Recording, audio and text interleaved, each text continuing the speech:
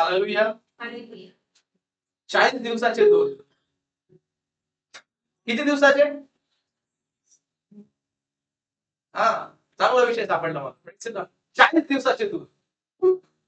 पण सांगू द्या प्रियानो, इस्रायली लोकांना 40 वर्ष लागले त्यांचा प्रवास कंप्लीट करायला. का माहितीये का?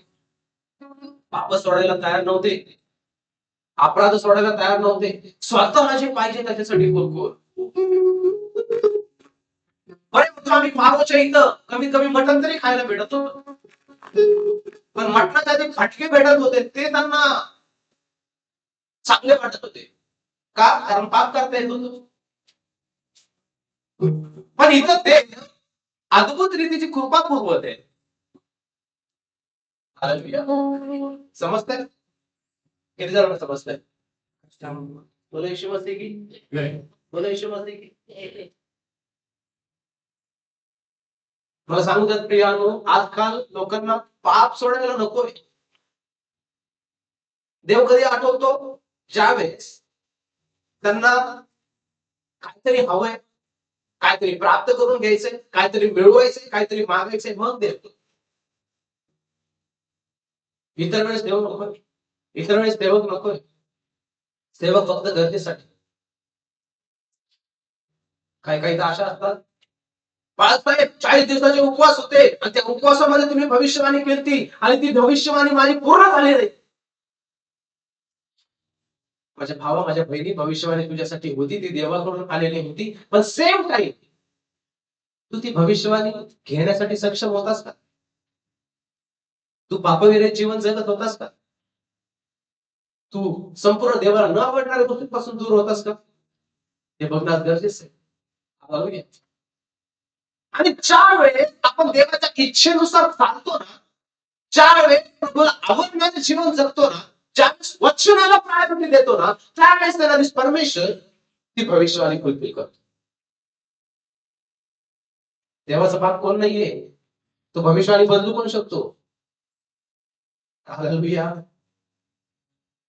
मला सांगू द्या, ज्या वेळेस 7 वर्षांनंतर सेनाधीश परमेश्वरांनी मला स्वर्गीय धन देऊन आशीर्वादित केलं, ज्यावेळेस हे लेकरू पालखीबाईच्या उदरामध्ये होतं, त्यावेळेस मोठ्या मोठ्या भविष्यवक्त्यांनी भविष्यवाणी केलं, पास्टरजी आपको परमेश्वर बेटा देने जा रहा. आणि ज्यावेळेस ती भविष्यवाणी यांची देव मला म्हणायचं शांत. एक्साइटेड मी खूप व्हायचो, पण देव म्हणायचं शांत. आणि सेम वे खूप साऱ्या लोकांनी म्हटलं बेटा होगा, बेटा होगा, बेटा होगा. डिलिव्हरीची डेट ज्यावेळेस जवळ आली, देवानी मला सांगितलं, हालेलुया, सगळ्यात पहिले सुवार्ता जिने ऐकली मी तुला ती देते. जिने सगळ्यात पहिले सुवार्ता ठिकवली मी तुला ती देते.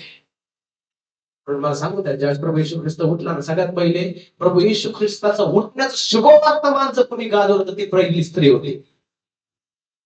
ते मला कळलं, देव मला मुलगी देते. Hallelujah, praise the Lord. तेव्हा भविष्यवाणी बदलू पण शकतो. मी हे का सांगतोय माहितीये का? त्या तुमच्या उपवास आणि प्रार्थनेमध्ये तुम्ही अनेक प्रार्थना करता, कदाचित भविष्यवाणी तुमच्यासाठी होतील, मोठे मोठे भविष्यवाणी देव तुमच्यासाठी देईल, पण पूर्ण करणारे तुम्ही आहात. पूर्ण करणं तुमच्या हातामध्ये. स्तोत्रसंगीत 136 मध्ये देवाचं वचन सांगतं, देवाचे उपकार स्मरण करा. का? देवाने देव, जर तो देवाचा देव आहे तर तुम्ही आणि मी छोटे देव असावे अशी त्याची इच्छा आहे. आणि छोटा देव नेहमी मोठ्या देवासारखा असतो, पापविरहित असतो. त्यावेळेस तुमची भविष्यवाणी फुलफिल झाल्याशिवाय राहणार. हालेलुया. इथे लोकांना समजत. म्हणून आपल्या दैनंदिन जीवनामध्ये देवाला काय हवंय आणि काय नकोय ह्याचा विचार जास्त करा. तुम्हाला काय हवंय, तुमच्या शरीराला काय हवंय ते सोडून द्या. शरीर हे नाशवंत आहे. जो शरीराच्या इच्छा पूर्ण पाहतो तो सैतानाचा आहे असं वचन सांगतं. पण जो आत्म्याच्या इच्छा पुरवतो ना तो देवाचा. Praise the Lord. किती जणांना समजतं? वाचा. तुम्हाला स्वतंत्रतेकरता पाचारण झाले. तुम्हाला स्वातंत्र्यतेकरता पाचारण झाले. त्या स्वतंत्रतेने देह वासनांना वाव मिळू देऊ नका. काय मिळू देऊ नका? कशाला? देह वाचलेला. म्हणा देह वाचलेला. देहाच्या इच्छांना वाव मिळू देऊ नका असं वचन सांगत समजतं. म्हणून प्रत्येक त्या देहाच्या इच्छापासून, देहाच्या वासनापासून आपल्याला दूर राहणं गरजेचं आहे, लांब राहणं गरजेचं आहे. ज्या वेळेस आपण देवाच्या इच्छा आणि देवाच्या आत्म्याच्या इच्छा जाणतो, त्यानुसार आपण पुढे जातो, आपण आशीर्वादित होतो, आपलं कुटुंब आशीर्वादित होतो. हालेलुया. हा, वाचा पुढे. तर प्रीतीने एकमेकांचे दास व्हा. तर प्रीतीने एकमेकांचे दास व्हा. काय? एकमेकांचे दास म्हणजे एकमेकांच्या अधीन राहिलं पाहिजे. हालेलुया. प्रश्न इथं दास तर नाही, पण एकमेकाचा पाप कसा होता येईल हे बघितलं जातं. समजतंय? कुणी कोणाचं ऐकून घ्यायला तयार नाही. आज परिवारामध्ये भावामध्ये फूट पडलेले आहेत. घराघरामध्ये वाद आहे. हा ह्याच्या घरात जाणार नाही, तू त्याच्या घरात जाणार नाही. ह्याच्या घरात प्रार्थना असेल तर काय बाई ह्याच्या घरात का आला पाळलं, कसं तरी नागतोंड मुरडत जावं लागतं. आणि ते पण जाता आलं तर ठीक, नाही तर मग संपला विषय. नाही मी जाणारच नाही. प्रियानो, अशा गोष्टी असतात तर तुमचे उपवास मान्य होत नाही. हालेलुया. म्हणून आपण आपल्या शरीरावरती विजय प्राप्त करणं गरजेचं आहे. आपण आपल्या विचारांवरती विजय प्राप्त करणं गरजेचं आहे. किती जणांना समजतंय? हा, वाचा पुढं. कारण जशी आपणावर तशी आपल्या शेजाऱ्यावर प्रीती कर. करण प्रीती कर. सगळ्यात जास्त वाद कोणासाठी असतो? मला सांगू द्यात माझ्या भावांनो, बहिणींनो, शेजारचा किती प्रॉब्लेम करू दे, शेजारचा किती तुझ्या विरोधात असतो दे, प्रेम काय कर, त्याच्यावर प्रीतीच कर, काय कर, त्याच्यावर प्रेमच कर. तो वेगवेगळ्या गोष्टी तुझ्यासाठी करत आहे. हालेलुया. देवाला धन्यवाद दे. Praise the Lord. कारण देवाचं लेकरू तू आहे, तो नाही. आणि जर तो देवाचा लेकरू असला किंवा तो असेल किंवा तो बनेल, तर तो पण तुझ्यावरती प्रीती करू लागेल. स्वर्गामध्ये तुझं प्रतिफळ मोठं असणार आहे. हालेलुया. या जगामध्ये हे आपलं शरीर जे दिलेलं आहे, हे एक मातीचा पुतळा आहे. श्वास ज्यावेळेस काढून घेतला जाईल त्यावेळेस मातीला माती मिळणार. हालेलुया. म्हणून मला सांगू द्या प्रियांनो, जे वचन सांगते त्या वचनाला प्रायोरिटी देणं गरजेचं आहे, वचनानुसार चालणं गरजेचं आहे. किती जणांना समजतं? वाचा पुढं. हे एकच वचन पाळल्याने हे एकच वचन पाळल्याने हे नियमशास्त्र पूर्णपणे पाळण्यात आले आहे. हालेलुया. एकच वचन जर तुम्ही पाळताय, नियमशास्त्र पाळताय, हे मी नाही वचन सांगतोय. म्हणून तुमचा शेजारी जर तुमचा शत्रू आहे, कट्टर विरोधक आहे, प्रेज द लॉर्ड, देवाला धन्यवाद, पण तुम्ही त्याच्यावर प्रेमच करा. हालेलुया. त्याला दोष लावत राहू नका, त्यांनी हे केलं ते केलं, देव बाप बघेल. आणि मोस्टली 90% ठिकाणी तुमच्या विरोधक जे तुमचे शेजारी त्यांच्याकडून काही ना काही तुमच्यासाठी गोष्टी केल्या जातात, पेरल्या जातात. देवाला धन्यवाद. हालेलुया. कारण त्यांच्याद्वारे देव तुम्हाला आशीर्वादित करतो. हालेलुया. हालेलुया. जर तुमचा शेजारी तुमचा विरोधक आहे, जर तुमचा शेजारी तुमचा शत्रू आहे, तर मी आत्म्याने तुम्हाला सांगत आहे, तुमच्या शत्रूद्वारे देव तुम्हाला आशीर्वादित करणार आहे. विरोधकांद्वारे देव तुम्हाला आशीर्वादित करणार आहे. विरोधकांद्वारे देव तुमच्या आशीर्वादाचे सोने मोकळे करणार. हालेलुया. का माहितीये का? कारण तुम्ही नियमशास्त्र पाळणाऱ्या. त्यांनी काही करू द्या, पण तुम्ही काय करता? तसं त्याच्यावर प्रेमच करता. हालेलुया. तुम्ही त्याला दोष लावणार नाही. तुम्ही देवाला म्हणता, देवा तू बघ, तुझं वचन सांगतं ना की ह्याच्यावर प्रीती कर, मी प्रीती करत आहे. हालेलुया. निश्चित देव बाप तुमची परिस्थिती बदलून टाक. आणि देव बाप वचन सांगतं, तू त्याच्या लेकरांची परीक्षा सहनशक्तीच्या पलीकडे घेत नाही. जर तुम्हाला सहन होत नाही, देव म्हणते त्यांना तिथून काढेल किंवा तुम्हाला तिथून. आणि तो तिथून उचलतो अधिपतीच्या पंक्तीला बसवतो. ठिकाण गेलेला असेल पण देवाला धन्यवाद द्या, आता वेळ आलेली आहे. देवबाप तुम्हाला धरून उचलून अधिपतीच्या पंक्तीला बसवणार आहे. तेव्हा तिथून तुम्हाला काढणार आहे आणि प्रेस करणार आहे. तेव्हा तिथून तुम्हाला घराच्या छायाच्या घरामध्ये असता तिथून काढे तुम्हाला फक्त झटक्यामध्ये. हालेलुया.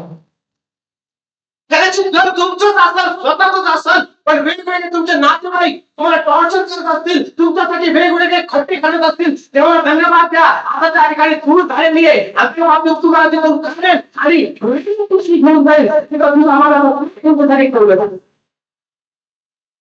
हालेलुया. किती जणांना समजतं? म्हणून जे घडतंय ना, देवाला धन्यवाद द्या. करता करविता वर बसलाय, त्याची नजर तुमच्याकडे आणि माझ्याकडे आहे, त्याच्यापासून काहीच लपत नाही. म्हणून कुरकुर न करता, टेन्शन न घेता देवावरती सोड. मला एक साक्ष सांगायला आवडेल प्रियानो. मागील काही दिवसांमध्ये आम्ही बाहेर गावामध्ये असताना आमच्या आजी सासू आमच्या सोबत होत्या आणि थोडस त्यांना चालता येत नसल्या कारणाने आम्ही त्यांना गाडीवरती, जे ड्रॉप करणारे, पिकअप करणारे, ड्रॉप करणारे असतात, आम्ही त्याची गाडी आणली. त्याला म्हटलं बाबा रे, फक्त काय कर, रोडच्या पलीकडं सोड. काय सांगितलं त्याला? रोडच्या पलीकडे सोड. तो पिकअप आणि ड्रॉप करणार होता. रेंटेड त्याची गाडी असते आणि तो पिकअप आणि ड्रॉप. आता वेगवेगळे ऑप्शन आहेत, ओला, उबेर वगैरे, त्याच्यामध्ये टू व्हीलर पण ऑप्शन आहे.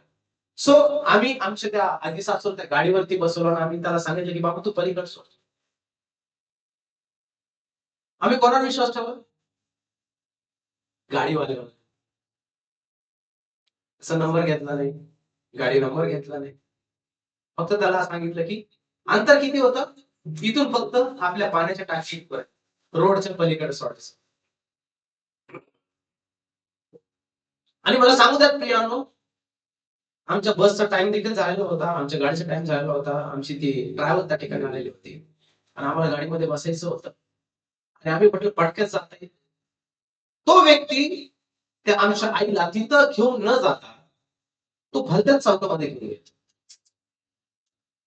आणि एवढ्या मोठ्या एरियामध्ये, नवीन गावामध्ये, ना आम्ही कोणाला ओळखत होतो ना कोणी आम्हाला ओळखत. त्या गाडीवाल्याचा नंबर नाही, कॉन्टॅक्ट नाही, त्याचं नाव माहिती नाही.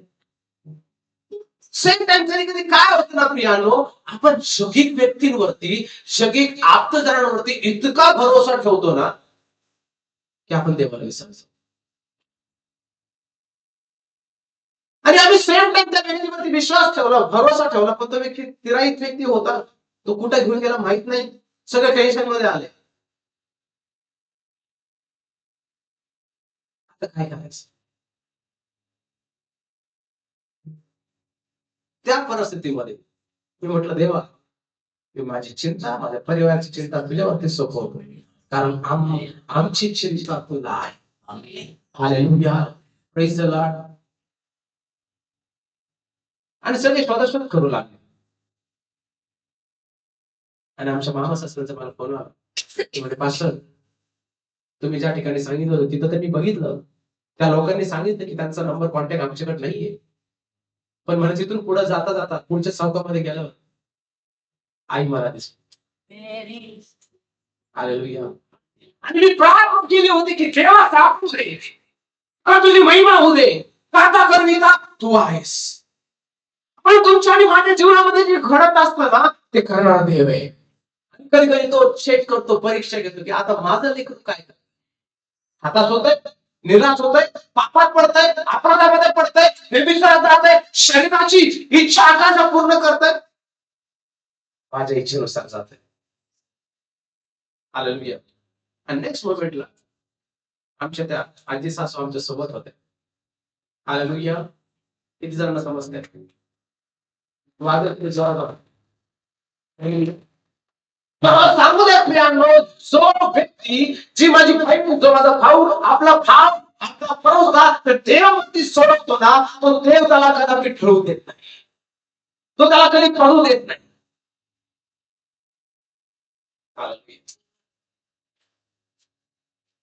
आपल्याला अशक्य आहे, पण देवाला अशक्य अशी कुठलीच गोष्ट नाहीये. हम लोग गीत गाते हैं, असंभव को संभव करने वाला वो मेरे साथ है.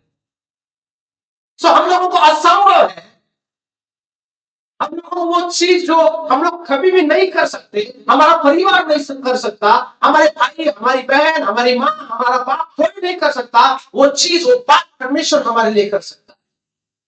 इसलिए हमारा भरोसा परमेश्वर के ऊपर होना जरूरी है. हालेलुया. म्हणून वचन काय सांगतं? हा, वाचा. शे आपणावं. कारण जसे आपण आवाज शरीरावर प्रीती कर. हा, आणि पाण्यात जाण्यास जसे तुम्हाला शरीर आहे तसे मला पण खूप आहे. Praise the Lord. तसे ते तुमच्यावरती हा विरोध करून प्रीती करतात, तसे आमच्यावर 10 पट जास्त असते विरोध करून प्रीती. Praise the Lord. तुम्हाला सांगू द्या, तुमचे विरोधक तुमच्या आशीर्वादाचं चिन्ह आहे. हालेलुया. काय आहे? तुमचे विरोधक तुमच्या आशीर्वादाचं चिन्ह आहे. तुमचे विरोधक तुमच्या आशीर्वादाची पब्लिसिटी आहे. तुमचे विरोधक तुमची एक ऍडव्हर्टायझिंगचं माध्यम आहे. हालेलुया. ज्या ठिकाणी तुम्ही एखादी ऍडव्हर्टाईज करायची म्हणल्याच्या नंतर तुम्हाला पैसे द्यावे लागतील, मोबदला चुकवावा लागेल, देवाला धन्यवाद द्या, तुमची ऍडव्हर्टाईज फ्री मध्ये केली जाते. आमेन. हालेलुया. तुमची चर्चा फ्री मध्ये केली जाते, तुमची चर्चा वेगवेगळ्या ठिकाणी काय करावं जाते. हालेलुया. देवाला धन्यवाद द्या. तुमच्यासारखे श्रेष्ठ लोक कोण नाहीये. चर्चा त्याच व्यक्तीची होती, कारण त्या व्यक्तीमध्ये काहीतरी आहे. जो बिना कामाचा आहे त्या व्यक्तीची कोणी चर्चा करत होतं, पण ज्या व्यक्तीमध्ये काहीतरी चर्चा त्याचीच होती. Praise the Lord. देवाला धन्यवाद द्या. तुमच्यामध्ये माझ्यामध्ये काहीतरी आहे, आणि ते काहीतरी म्हणजे फक्त काहीतरी नाही, ते म्हणजे न्यायाधीश परमेश्वर आहे.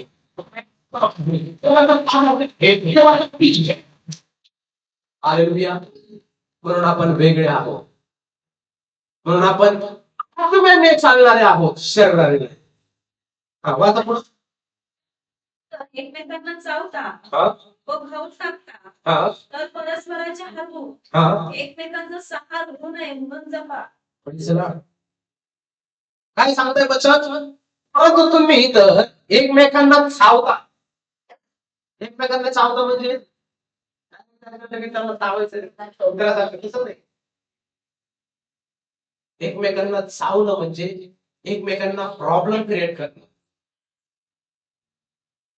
एकमेकांना त्रास देत राहणं. समजतंय? म्हणून आपल्याला या परिस्थितीमध्ये काय करायचंय? स्वतःला जपायचंय. आपल्याकडून दुसऱ्याला त्रास नाही झाला पाहिजे. दुसऱ्याकडून होतोय ना, प्रेज द लॉर्ड, देवाला धन्यवाद. आणि म्हणा की देवा, ही माझ्यासाठी परीक्षा आहे, या परीक्षेमध्ये तुम्हाला मजबूत करायचं. कधी कधी त्रास सहन होत नाही, आणि मग आपला राग आणि रागाचा टप्पा एकदम ओलांडला जातो. पण तसं होता कामा नाही. म्हणून वचन सांगतं की जपा. म्हणून जपणं गरजेचं आहे, आणि देवाच्या इच्छेनुसार चालणं गरजेचं आहे. 16 वचन. मी तर म्हणतो त्याने चाला, आत्म्याच्या प्रेरणेने चाला, पूर्ण करणारच नाही. म्हणजे तुम्ही देह वासना पूर्ण करणारच नाही. हालेलुया. जो आत्म्याने चालतो ना, तो देहाच्या इच्छा, देहाचे पाप, देहाची वासना पूर्ण करू शकत नाही, कारण तो आत्म्याने चालणार आहे.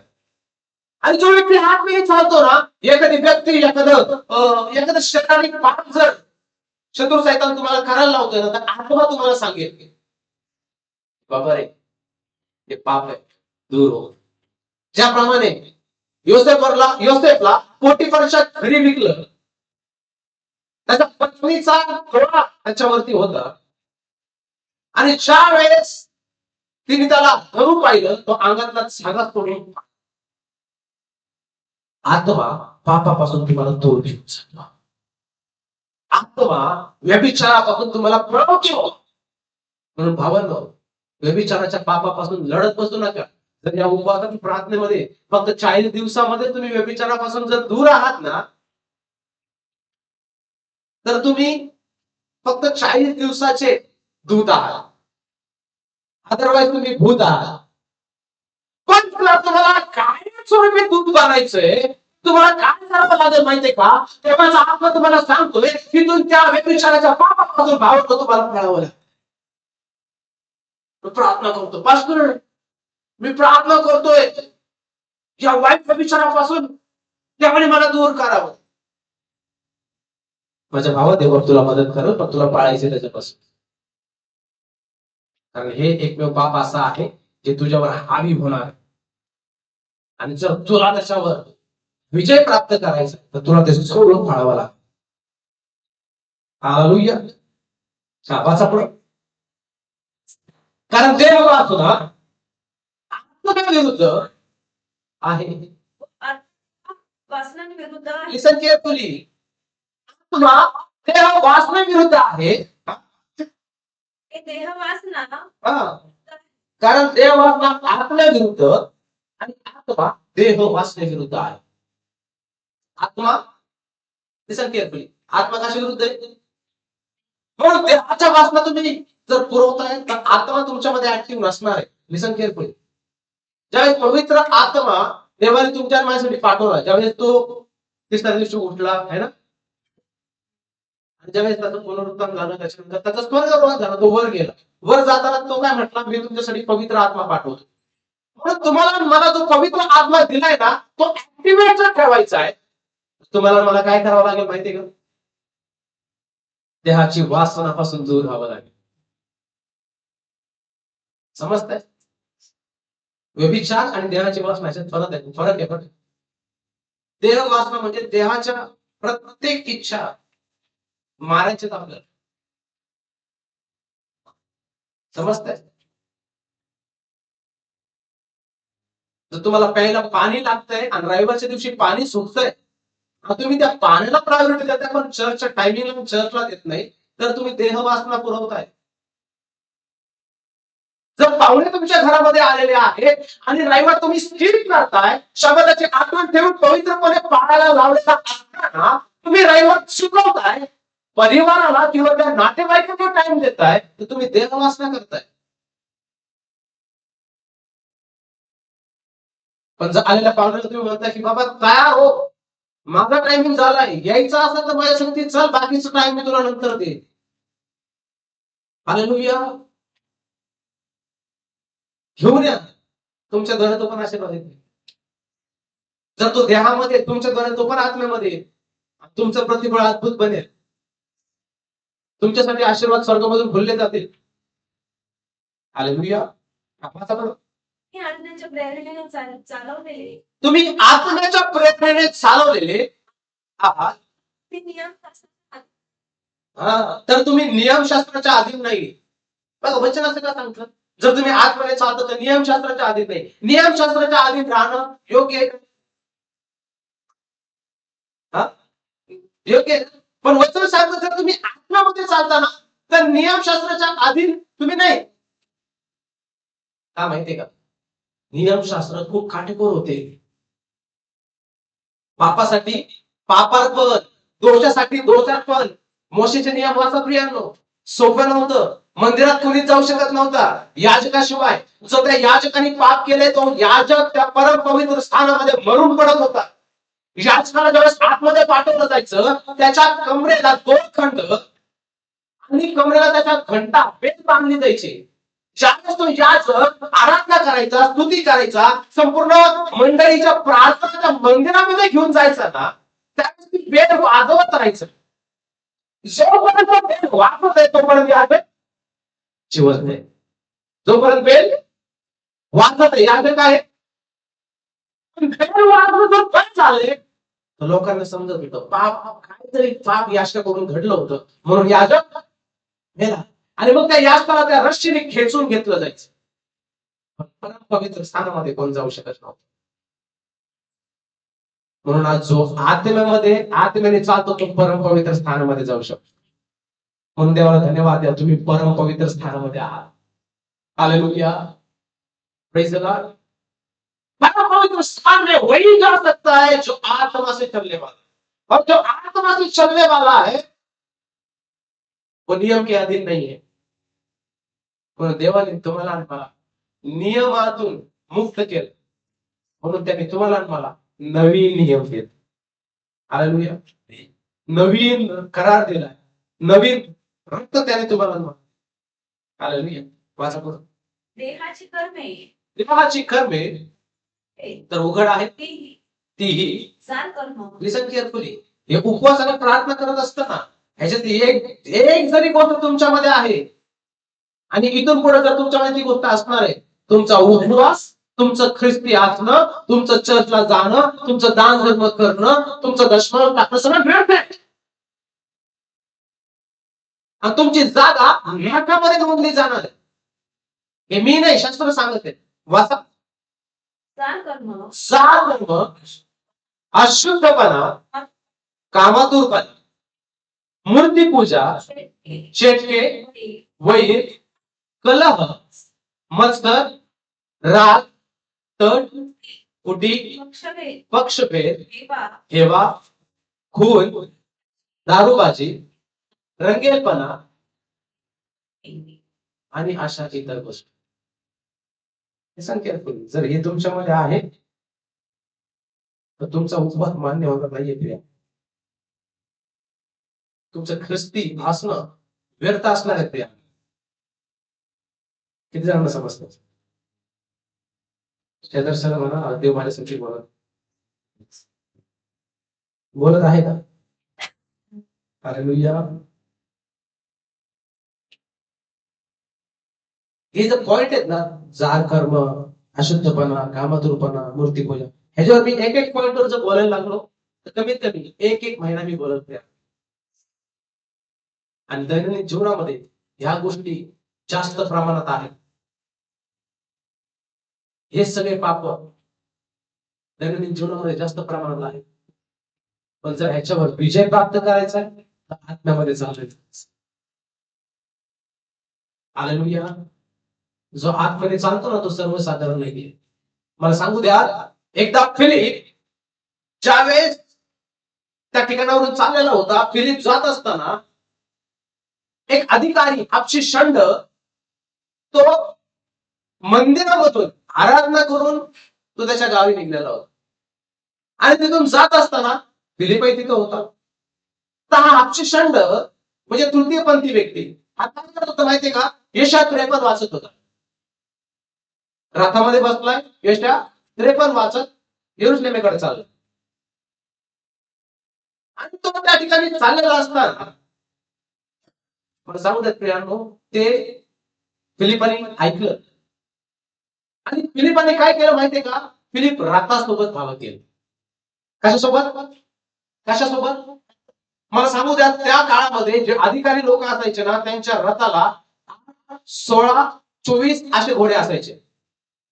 घोड्यांचा जो स्पीड आहे ना, तो जर आपण गुगलला सर्च केलं तर 350 ते 450 स्पीड असायचं. किती? बरं आपण गृहीत धरू की तो जास्त स्पीडने नाही चालला, तो अर्ध्या स्पीड मध्ये, कमीत कमी 200-250 स्पीड धरू. या स्पीडने मनुष्य पळू शकतो? या स्पीडने मनुष्य पळू शकतो का? धावू शकतो का? मराठी समजते? हा? हालेलुया. मराठी समजते का? 200च्या स्पीडने माणूस पळू शकतो का? घोड्याच्या स्पीडने माणूस पळू शकतो का? पण ज्या वेळेस फिलिपाने आत्म्याने सांगितलं जा त्याचा रथ जाऊन जा, फिलिप रथासोबत पाहिलं.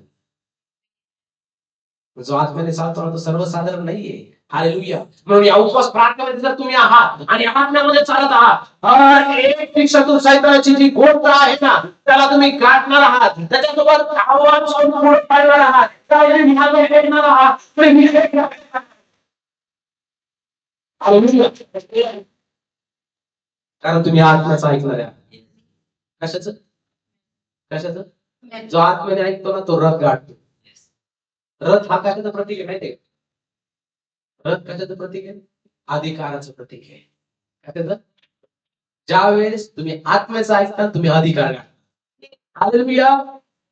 4 संख्या आहे आत्मा की सुनता है वो अधिकारों को प्राप्त करता है। और फिलिप ने क्या किया, आत्मा की सुनी और उन को रथ के साथ वो तोड़ने लगा। हालेलुया। कशासोबत? कशासोबत? हालेलुया। रथासोबत धावला. आमेन. मला मी रथासोबत धावणार. मी अधिकार प्राप्त करणार. मी आत्म्याने चालणार. मी आत्म्याचं ऐकणार. इथं म्हणा आणि घरी गेल्यावर जैसे ते बाळकाने म्हणायला लावलं. इथं म्हटलं घरी गेल्यावर परत लावा मिस्त्री. घरी गेल्यावर परत चालू द्या गायच्या. हा नाही प्रिया,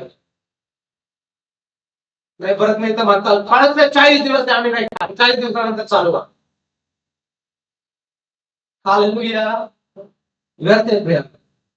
उपदेशक जर तुम्ही वाचला तर उपदेशकामध्ये शलोमोन म्हणतो की सर्व काही पृथ्वी तलावरती व्यर्थ आहे. हालेलुया. सर्व काही व्यर्थ आहे.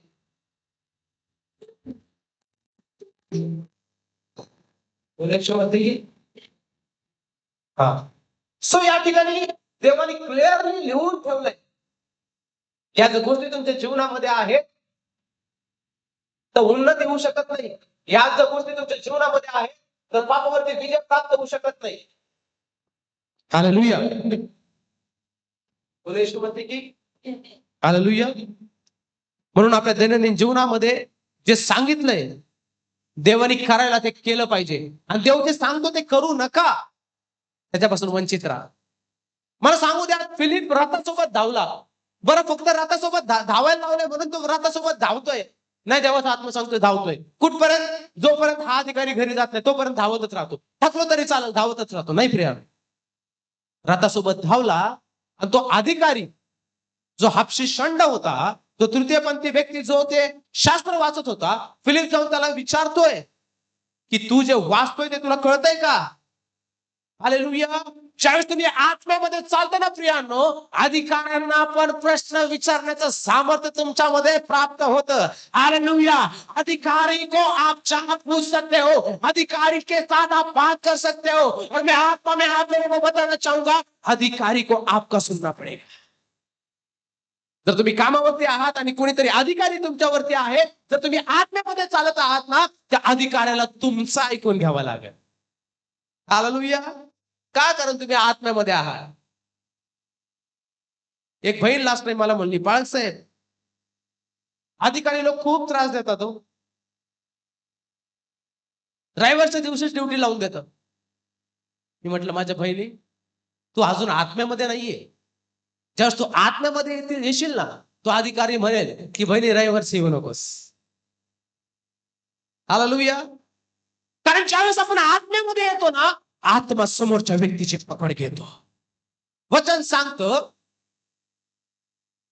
देवाचं वचन सांगतं, परमेश्वर अधिकाऱ्याचं मन, राजाचं मन पाण्याच्या प्रवाहाविरुद्ध वाहणारा देव आहे. हालेलुया. किती जणांना समजतंय? बोला येशू मसीह की. पुढे जर वाचलं तर वचन सांगतं, देहाची कर्मे तर उघड आहेत, तीही जार कर्म, अशुद्धपणा, कामतूरपणा, मूर्तीपूजा, चेटके, वैर, कलह, मत्सर, राग, तट, फुटी, पक्षभेद, हेवा, खून, दारूबाजी, रंगेलपणा आणि अशा इतर गोष्टी. सो मला सांगू द्या प्रियांनो, फिलिप फक्त धावला नाही, फिलिप धावला अधिकाऱ्याला प्रश्न विचारतोय. आता तो अधिकारी एखादा काय म्हटला असता, हे बाबा तू कोण आहे, चल बाजूला हो. Praise the Lord. लेकिन उस अधिकारी ने देखा, अरे ये बंदा सर्वसाधारण नहीं है. मेरे रथ का इतना स्पीड होने के बावजूद ये बंदा मेरे रथ के साथ दौड़ रहा है. ये कोई तो है, ये सर्वसाधारण नहीं है, ये अलौकिक है, ये आत्मा से चलने वाला है. और मैं बाइबल पढ़ रहा हूं, उसी दौरान ये मेरे पास क्यों आया, मुझे इसका सुनना जरूरी है. हालेलुया. तो त्याला काय म्हटलं माहितीये का? फिलिप त्याला म्हणतो की तू काय वाचतोय, तुला समजतंय का? आणि अधिकारी म्हणतो कुणीतरी सांगितल्याशिवाय मला तरी कसं कळणार. हालेलुया. जब आप लोग आत्मा में चलोगे ना, अधिकारी को भी आप सिखाओगे. हालेलुया. काय केलं पाहिजे आणि काय नाही. अधिकारी तुम्हाला विचारेल की बाबा काय करू, तुला कसं वाटतंय, तुझं काय मत आहे. हालेलुया. का माहितीये का, तुम्ही आत्म्याने डिसिजन घेणार आहे आणि तुमचं डिसिजन बेटर असणार आहे. तुमचं डिसिजन अलौकिक असणार आहे. तुमचं डिसिजन आशीर्वाद मिळवून देणार असणार आहे. तुमचं डिसिजन तुमच्या अधिकाऱ्याला पण आशीर्वादित करणार असणार आहे. म्हणून तुमचा अधिकारी पण तुम्हाला विचार. त्यावेळेस फिलिप त्याला म्हटला, तू काय वाचतोस, तुला समजतंय का. आणि अधिकारी म्हणतो, कुणीतरी सांगितल्याशिवाय मला कसं समजणार. त्या अधिकाऱ्याने काय केलं माहितीये का, फिलिपाला बरं बोलवलं, माझ्या जवळ येईल बस. राथामध्ये घेतलं फिलिपाला. काही वेळापूर्वी फिलिप जमिनीवर त्याचे पाय होते, जमिनीवर पडत होता, राथासोबत धावत होता. आता फिलिप कुठे आहे, अधिकारीच्या जवळ बसलेला आहे. पहिले पळत असताना त्याच्या पायाला धूळ लागत असेल, आता तो पंथीला बसलेला आहे. हालेलुया. त्यावेळेस तुम्ही आतमध्ये चालताल ना, हालेलुया, पळत असताना थोडे कष्ट होतील, पळत असताना कदाचित ठेच लागेल, असताना कदाचित थोडे तुमच्या पायाला लागतील, कदाचित पळत असताना त्याच्या पायामध्ये काटे चुकले असतील, तरी काटे पाहिजे एकच पाहिजे होतं, तुम्ही एकच मार्ग होतं, त्याचं ऐकायचंय आणि गावाला सोबत आवडायचंय. जोपर्यंत पुढचं नियोजन, पुढचं डिसिजन, तुझं मार्गदर्शन देव सुचवत नाही ना, जे देवाने करायला लावलं ते करत राहा. त्रास होईल, संकट येतील, प्रॉब्लेम येतील, पण काढणारा पण ते. त्रास झाला असून पाय दुखले असते बिचाराचे, पण त्याने आत्म्याच ऐकलेलं होतं. काय जणांना वाटतं, हा, ज्यावेळेस देवाचा सेवक किंवा एखादी बहीण, एखादा भाऊ ज्यावेळेस आत्म्यामध्ये येतो, त्याला काहीच त्रास होत नाही. तो मनुष्य आहे, त्याला पण शरीर आहे. हालेलुया. हा, माझा आध्यात्मिक मुलगा कुणाल मला नेहमी म्हणत असतो की, बाळक साहेब, सकाळी एकीकडे, दुपारी एकीकडे, संध्याकाळी एकीकडे, परत उरलेल्या प्रार्थना, एवढं कठीण बाळक साहेब, तुम्ही थांबता कशी. Praise the Lord. जो आत्म्याचा ऐकतो, आत्मा त्याला बळ देतो. हालेलुया. किती जणांना समजतंय. हा, शरीर थकतं, पण देवाचं वचन सांगतं, आपल्या थकलेले आत्मा त्याच्या जवळ मध्यस्थी करतो. हालेलुया. तुम्ही थकताल, पण पवित्र आत्मा मध्यस्थी करत राहील. हालेलुया. तुम्हाला ठेच लागेल, पण तुमच्यासाठी पवित्र आत्मा पित्याकडे रडेल. हालेलुया. तुमचे अश्रू गळतील, पण पवित्र आत्मा तुमचे अश्रू पुसून, पवित्र आत्मा त्या पित्याला सांगेल, याचे अश्रू गळले, आता आनंद आहे. हालेलुया. म्हणून काही वेळ फिलिप त्या अधिकाऱ्याजवळ बस, आणि फक्त अधिकाऱ्याजवळ बसला नाही, यशात पण पूर्ण त्याला मार्गदर्शन केलं, त्याला प्रवचन केलं. हालेलुया. त्याला प्रीच केलं, संदेश सांगितला. आणि या हबशी थंडाला, या फिलिपानं पुढे जाऊन खाली उतरून एका ठिकाणी बाप्तिस्मा दिली. हालेलुया. बाप्तिस्मा म्हणजे जीवन बदलणं आहे. बाप्तिस्मा म्हणजे शरीरावरती विजय प्राप्त करून आत्म्याचं ऐकणं आहे. जात धर्म पंथ भेद बदलला नाहीये. बाप्तिस्मा म्हणजे जुना व्यक्ती मरणं आणि ख्रिस्तामध्ये नवीन होणं आहे. हालेलुया. आता हापशी शंड काय करत होता, यशात 53 वाचत होता. Praise the Lord. तरी पण त्याला बाप्तिस्मा घ्यायची गरज का. जो बाप्तिस्मा घेतो त्याच्यामध्ये पवित्र आत्मा वास करतो, आणि जो पवित्र आत्म्याचा ऐकतो तो देह वासना पूर्ण करू शकत नाही. हालेलुया. आणि इन्स्टंट ज्यावेळेस पवित्र आत्म्याने त्याला सांगितलं, बाप्तिस्मा दिला. एक उदाहरण सांगतो, जर नगरमध्ये त्यांनी हापशी शंडाला बाप्तिस्मा दिला आणि एक 5-10 मिनिटानंतर फिलिप कुठं पाहिजे, जर आपल्या चर्च मध्ये तो आहे, 10 मिनिटानंतर कुठं पाहिजे होता, किती लांब गेला असता 10 मिनिटानंतर. हा, नॉर्मल व्यक्ती आता तो झालं, त्याचं काम पूर्ण झालंय, बाप्तिस्मा दिलाय, देवाने सांगितलं तेवढं पूर्ण केलंय, पण 10 मिनिटानंतर कुठं पाहिजे होता, किती लांब गेला असता. 10 मिनिटामध्ये तुम्ही किती लांब जाता चर्च पासून. पुलापर्यंत तो 10 मिनिटानंतर, जर आता तो अहमदनगरमध्ये 10 मिनिटानंतर तो मुंबईमध्ये होता. हे आहे आत्म्याचं काम. हालेलुया. म्हणून जो आत्म्याच्या प्रेरणेने चालतो तो अभिषिक्त आहे. तो प्रत्येक देवाचा मुलगा आणि मुलगी आहे. तो सर्वसाधारण नाही. हालेलुया. म्हणून मी भविष्यवाणी करतो या उपवासामध्ये आणि इथून पुढं जर तुम्ही आत्म्यामध्ये कायमस्वरूपी चालत राहताल तर तुम्ही देवाच्या इच्छा पूर्ण करता. देहाची नाही, तुम्ही आत्म्याच्या इच्छा पूर्ण करता. हालेलुया. शरीराची नाही, आणि तुम्ही विजयी होता. हालेलुया. शेजारच्याला म्हणा, मी विजयी होणार आहे, मी विजयी होणार आहे. हालेलुया. 22 वचन जर वाचलं, आत्म्याच्या द्वारे निष्पन्न होणारे फळ. लिसन केअरफुली. ज्यावेळेस आत्म्यामध्ये आपण बलवंत होतो ना, आत्म्यामध्ये आपण चालतो आणि आत्म्याचं ऐकतो ना, त्यावेळेस आत्म्याद्वारे ऑटोमॅटिक काही फळ आपल्याला प्राप्त होतं. हालेलुया. आणि आत्म्याचे फळ काय आहेत माहितीये का?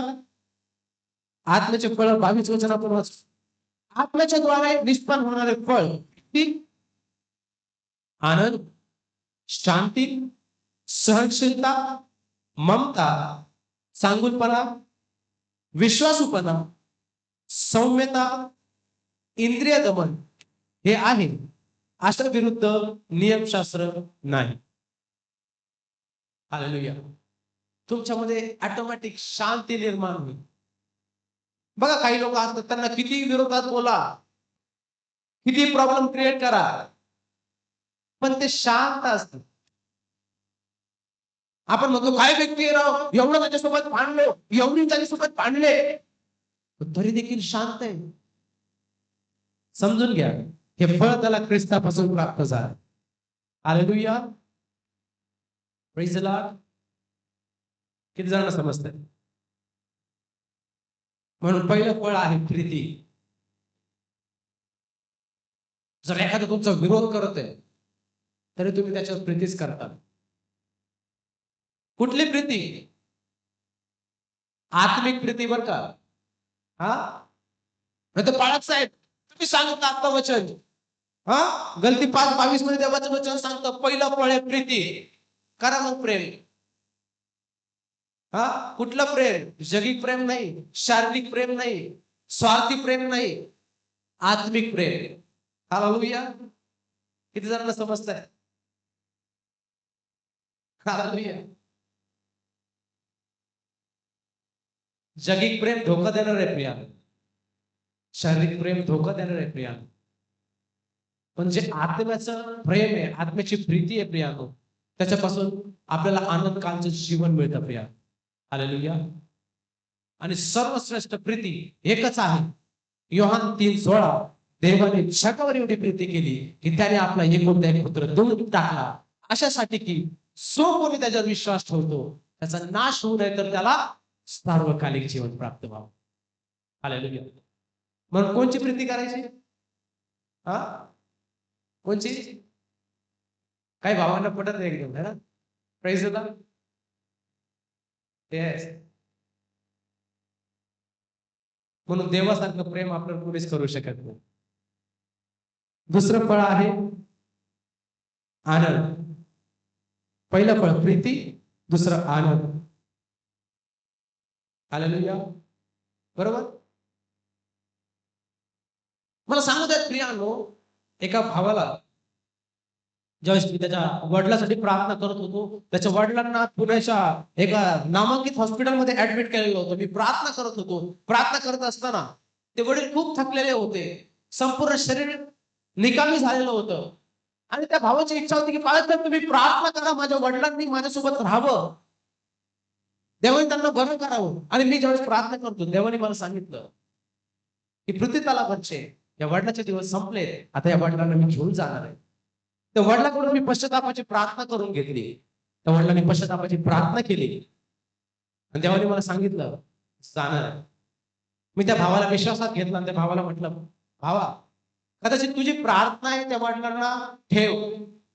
आणि त्या वडिलांना जर देवाने ठेवलं तर त्रासात, दुःखात, या सगळ्या गोष्टी सहन करण्यात, त्रास देण्यात तुला मजा वाटेल का?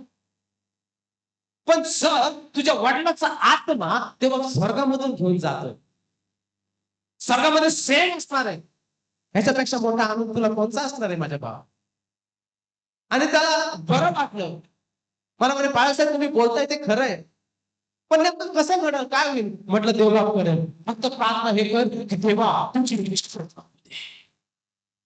आणि ज्यावेळेस आम्ही तिथून विभक्त झालो, दुसऱ्या दिवशी त्या भावाचा मला फोन आला की बाळासाहेब वडील देवाने गेले. आणि मी दुःखी नाहीये, मी आनंदी आहे. कारण ज्याप्रमाणे तुम्ही सांगितलं की स्वर्गात आहेत, माझा विश्वास आहे त्यावेळेस मी ही जाईल स्वर्गामध्ये करणार होते. हालेलुया. त्याच्यानंतर तिसऱ्या दिवशी त्या भावाने मेजवानी ठेवली. मेजवानी ठेवल्याच्या नंतर त्याच्या बहिणी म्हणू लागल्या, अरे बाबा 5 तास मेलाय, तू मेजवानी करतोयस, लोकांना बोलवतोयस. तो बंधू म्हटला की बहिणींनो, मला विश्वास आहे माझा बाप स्वर्गामध्ये आहे. मी का दुःख करावं? मला आनंद आहे माझ्या बापाला देवाने स्वर्गामध्ये नेले. दुःख करणाऱ्याबरोबर मी दुःख केलं तर खबर तोपर्यंत दुःखाचा समय होता. आता आनंदाचा समय आहे, कारण माझ्या बाप स्वर्गामध्ये. हालेलुया. मी का त्या माझ्या मृत बापाच्या शरीराला पृथ्वी तलावरती पूजन बसू? हे योग्य नाही, हे योग्य आहे माझा बाप स्वर्गामध्ये. हालेलुया. सो मला सांगू द्यात प्रियानो, आत्म्याचं ऐकणं गरजेचं आहे. आणि त्या या दुःखामध्ये पण त्या भावाला आनंद होता. कुठला आनंद? आत्मिक आनंद. म्हणून पहिलं फळ आहे प्रीती, दुसरं फळ आहे आनंद. बघा कधी कधी काय होतं माहिती का, आपल्या जीवनामध्ये ना काही घडलेलं नसतं, काही प्राप्त झालेलं नसतं, अचानक आनंद होतो. आपण म्हणतो माहित नाही, पण असा आनंद निर्माण झालाय, आनंद वाटतोय. हा, एखादी नवीन गोष्ट घेतलेली नाहीये, काही भेटलेलं नाही, पण आनंद येतो. हा कुठला आनंद असतो माहितीये का? पवित्र आत्म्याचा आनंद असतो. आमेन. हालेलुया. अचानक हसायला येतं, अचानक एकदम आनंद वाटतो. हा पवित्र आत्म्याचा आनंद आहे. आणि हा त्याच्याकडे आहे ना, तो अलौकिक व्यक्ती आहे, तो सर्वसाधारण नाही, हा एका संघाचा अधिकारी सोबत आहे. हालेलुया. याच पुढचं फळ आहे शांती.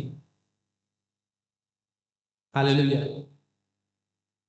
जो ख्रिस्ती स्वतःला म्हणतो, जो म्हणतो देवाचा आत्मा माझ्याकडे, त्याच्याकडे नेहमी तुम्हाला शांती बघायला मिळेल.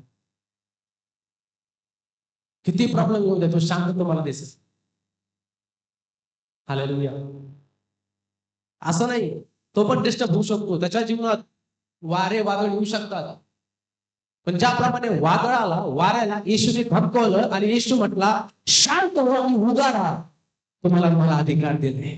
वादळ जेव्हा येईल, संकट येईल, शैतान वेगवेगळे हल्ले करेल, तुमच्यामध्ये शांती आहे म्हणून उभे राहा. नंतर वाऱ्याला वादळ शांत राहा, येशूच्या नावाला नाही शांत झाल्याशिवाय. कारण तुमच्यामध्ये देवानी आत्मिक शांती भरलेली. हालेलुया. किती लोक आशीर्वादित होते? शेजारच्याला म्हणा, देव मला शांतीने भरत आहे. शेजारच्याला म्हणा, देव मला प्रीतीने भरत आहे. शेजारच्याला म्हणा, देव मला आनंदाने भरत आहे. या उठून आपल्या पायांवरती भरून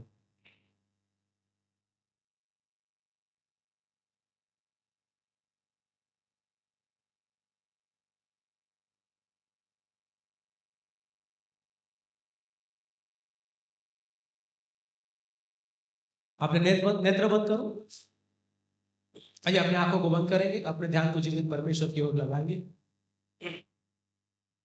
आपल्या डोक्यावरती हात ठेव, म्हणा प्रभू आजपासून मी आत्म्याने चालतो. आजपासून आत्म्याच्या इच्छा पूर्ण करणार, शरीराच्या नाही. कारण शरीराच्या इच्छा मला नरकात घेऊन जातील, पण आत्म्याच्या इच्छा मला सर्व घेऊन जातील. येशू, माझ्यावर, माझ्या शरीरावर तुझा अधिकार आहे. माझ्या जीवनात तू कार्य कर. येशू, तू माझा आहे, मी तुझा आहे. प्रभू, माझ्या पापांची, माझ्या अपराधांची मला क्षमा कर. येशू, माझ्या जीवनात माझ्या कुटुंबात तू कार्यरत राहा.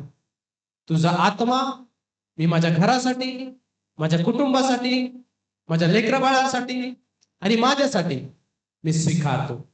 मला आत्म्याने चालव, मला आत्म्याद्वारे पुढे घेऊन जा, मला आत्म्याद्वारे आशीर्वादित कर आणि आत्म्यामध्ये ठेव. येशूच्या नावात आमेन. खाली बसूया. किती लोक वचनाद्वारे आशीर्वादित झाले? एक जोरदार टाळी जिवंत देवासाठी करू. हालेलुया. म्हणून प्रियानो, जो आत्म्याने चालतो तो आशीर्वादित होतो. प्रिया, हालेलुया. किती जण आशीर्वादित झाले? आमेन. आता वेळ आहे प्रियानो, आत्म्याने आणि खरेपणाने जे देवाचं आहे ते देवाला द्यायचे. आत्म्याने द्या, शरीराने नका देऊ, विचाराने नका देऊ. कारण शरीर, विचार तुम्हाला काय सांगेल माहितीये का? फाटकं टाक, कमी टाक. पण आत्मा काय सांगेल माहितीये का? सर्वोत्तम टाक, सर्वश्रेष्ठ टाक. जास्त टाक नाही, लाखो टाक नाही, करोडो टाक नाही, आत्म्याने टाक. Praise the Lord. आणि जो आत्म्याने पेरेल प्रियानो, तो अद्भुत कापणी केल्याशिवाय राहणार. आमेन. सो यावेळेस वेळ आहे प्रियानो, देवाचं जे आहे ते देवाला देण्याची.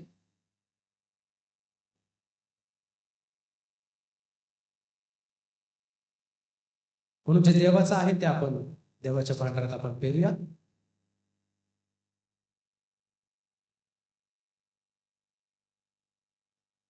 ऑनलाईन ऑफलाईन आपण दोन्ही माध्यमातून पेरू शकता प्रियानो. ऑनलाईन वाल्यांसाठी टीव्हीवरती स्कॅनर आहे, नंबर देखील आहे. यावेळेस एक गीत होईल. Thank you Jesus.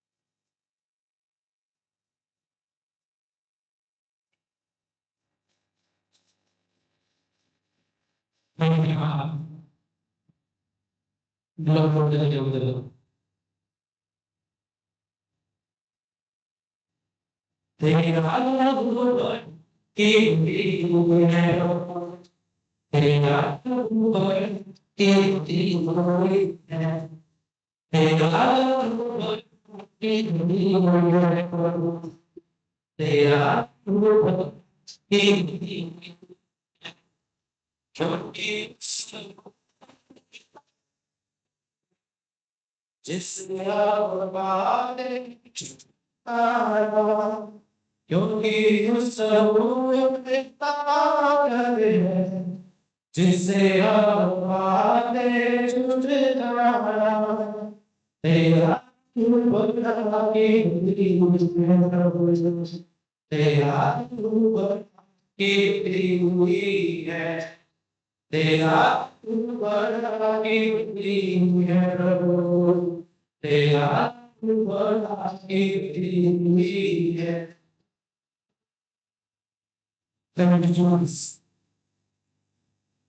तेरा धन्यवाद. Thank you, Jesus.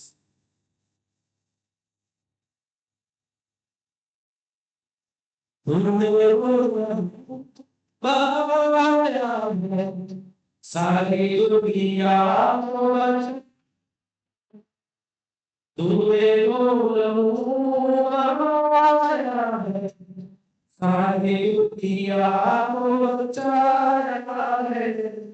कभी तूने किसी से पूछा, कभी